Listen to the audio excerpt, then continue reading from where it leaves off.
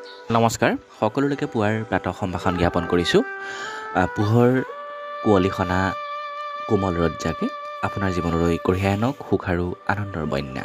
ইয়াকে কামনা কৰি আৰম্ভ কৰিছোঁ আজিৰ দিনটোৰ তাৎপৰ্য। আজি ডিচেম্বৰ মাহৰ ২৬ তাৰিখ, মংগলবাৰ ২০২৩ বৰ্ষ আৰু অসমীয়া লেখেৰে পুহ মাহৰ ৯ তাৰিখ ১৯৪৫। আজিৰ দিনটোৰ বিশেষ তাৎপৰ্য এই যে আজি অসম সাহিত্য সভাৰ প্ৰতিষ্ঠা দিৱস। ১৯১৭ চনত অসম সাহিত্য সভাৰ জন্ম। আদিতে ইয়াৰ নাম আছিল সদৌ অসম সাহিত্য সন্মিলনী। ১৯২৪ চনৰ ৫ মে'ত ই অসম সাহিত্য সভা হিচাপে পঞ্জীভুক্ত হয় আৰু ১৯৪৪ চনত সভাৰ নাম অসম সাহিত্য সভা কৰা হয়। সভাৰ প্ৰথম সভাপতি আছিল পদ্মনাথ গোহাঞিবৰুৱা। আজিৰ দিনটোৰ আন এটা বিশেষ তাৎপৰ্য যে ১৯৭৪ চনত সদৌ অসম নেপালী ছাত্ৰ সন্থাৰ জন্ম। পিছত ২০০২ চনত তেজপুৰত বহা অধিৱেশনত সংগঠনৰ নাম সলনি কৰি সদৌ অসম গোৰ্খা ছাত্ৰ সন্থা কৰা হয়। ধন্যবাদ। এতিয়া আহিছোঁ আজিৰ দিনটোৰ শুভবাৰ্তালৈ যে জীৱনটো কেতিয়াও কাৰো বাবে সহজ নহয়। কিছু অগ্ৰাহ্য কৰি, কিছু সহ্য কৰি আৰু কিছু কষ্ট কৰি আৰু কিছু উপযুক্ত সময়ত উপযুক্ত সিদ্ধান্ত লৈ সহজ কৰিব লগা হয়। ধন্যবাদ।